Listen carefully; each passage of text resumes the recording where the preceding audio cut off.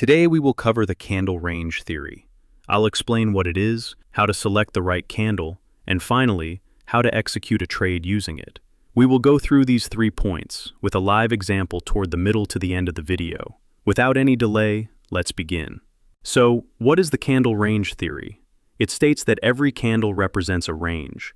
A high time frame candle is equivalent to a range on a lower time frame. Keep that in mind.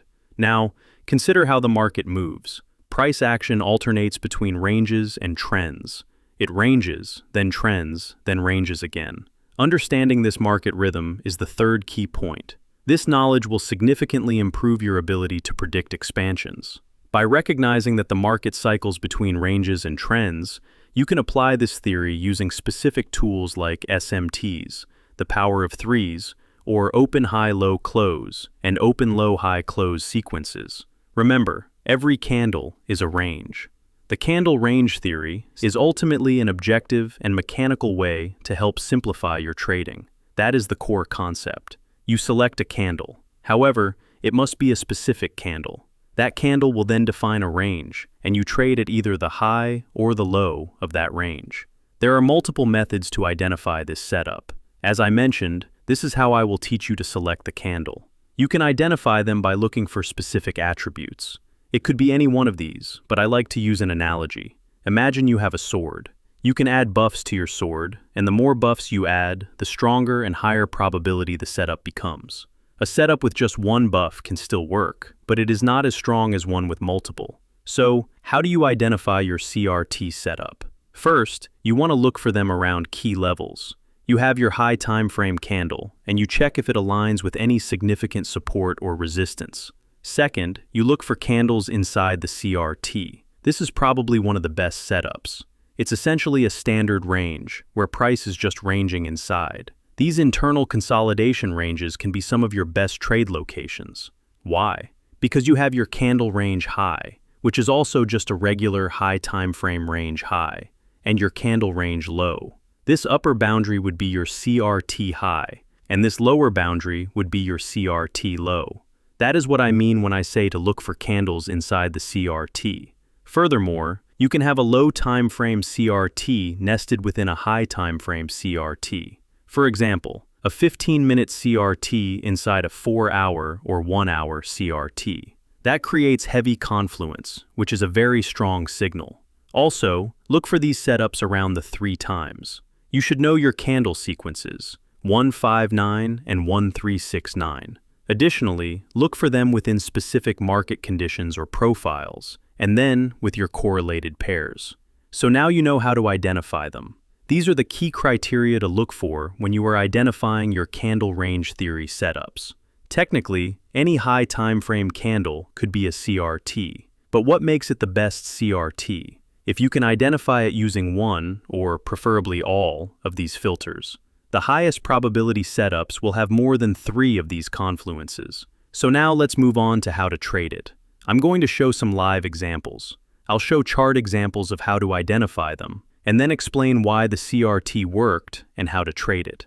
Right, this is on the 1-hour time frame. We had our CRT high, which also aligned with a news event. I bought here on the 9 o'clock candle, a specific time, and then sold completely here at the candle range high. So why was this our CRT? We had a large ranging candle with a long wick.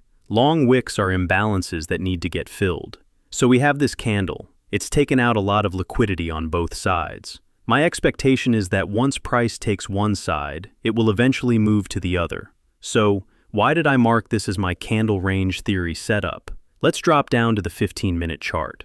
Right here, you can see this clear data high. We always want to target these data highs because we know they attract price. What also convinced me, if I switch to the 1-minute chart where I actually took the trade, is that we formed a small range here right before the 9 o'clock candle, where we turtle souped it.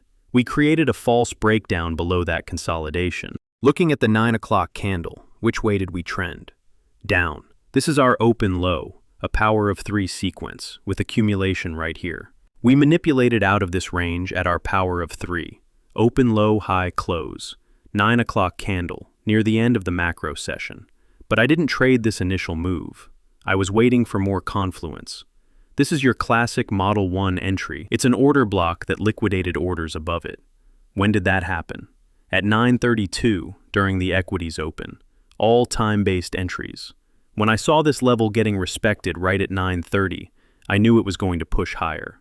We had this major imbalance that needed to be filled. Always take partial profits at the equilibrium of the range. So I took my partial at the range's equilibrium and let my runners go. And as you can see, it moved here. How did I identify the setup? It was simple. We swept some of the lows right here. On the 1-hour chart, we were also in a 1-hour breaker cell, a T level. We had this large wick. You see how I already had 3 confluences? That's how I knew it was going higher.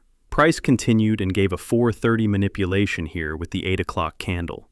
It swept this level at 4:30, leading to an 8:30 manipulation kiss of death. I'll show that soon.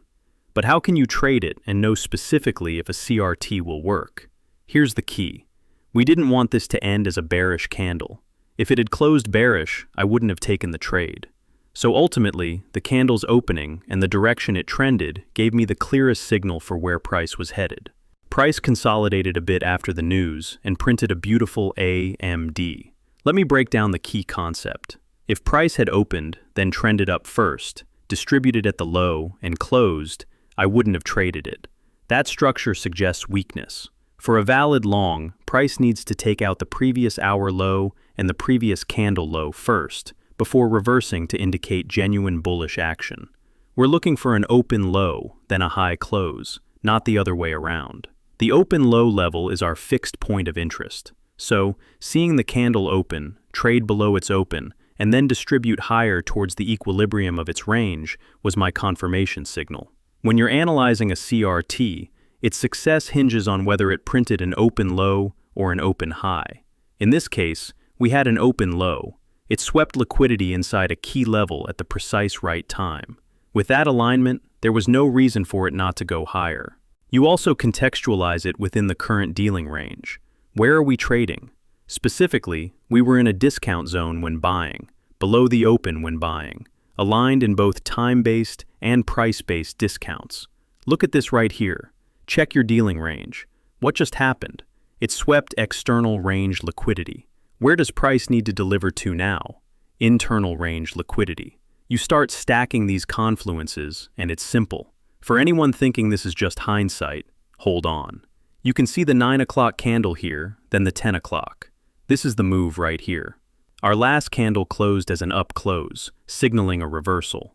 It didn't close below, it just wicked below. That's a clear sign of rejection and a potential reversal higher. That's your signal for expecting higher prices. You always take partial profits at equilibrium, and you can fractalize this concept into a lower time frame range. Another thing most people don't talk about, almost never, is that you can also use a 3-candle model within your low time frame analysis. For instance, look at this setup here. Why is this our 3-candle range? It's because it's positioned near a key level. At the top, you can look for a liquidity sweep, and then the move begins as we target the internal range. How is it confirmed? We print an open high and then close below the range. This is the 3-candle model in action. We sweep the high, and then our target becomes the equilibrium point right here. Where would we enter? You find a premium or discount array within this leg down. For a more advanced approach, you trade that initial manipulation leg right here. This all operates under the narrative that price is destined to move lower. The critical point is to avoid simply pattern training this. Don't just look for the shape. While the setup is mechanical, you must understand the context behind it. It becomes a pattern you can learn to identify and trade, but you need the underlying reasoning. You can look for your confluences right here. Sometimes you just enter as soon as price pops above the level and shows confirmation. As soon as it pops above, you can enter. Set your stop loss right here at the rejection block, because price should not trade back through it. This is the true turtle soup setup. Then you wait for distribution to the downside. As you can see, it worked perfectly. You look for your entry right here, identifying any premium or discount arrays within the move. You can apply this on any time frame with the candle range theory. You wait for it to sweep the high. Bam. What forms? A rejection block. It sweeps the liquidity, then closes below. That's where you can set your stop loss. Personally, I might not place it exactly there, but you see the concept. It's fractal. You fractalize the concept to get the best entry.